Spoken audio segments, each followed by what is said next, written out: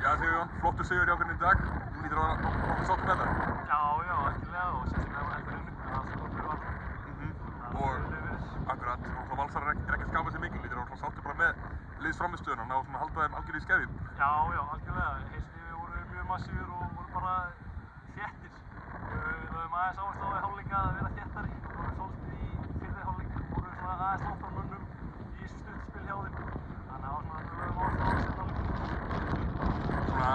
Svona náðu ykkar markmið en erfiðarverðinu ekkert að gera leikinn skipta alltaf miklu máli. Er ekkert erfitt að gera sig upp í þessa leiki? Þeir eru bara svona hvað er að gera ykkur upp í þetta?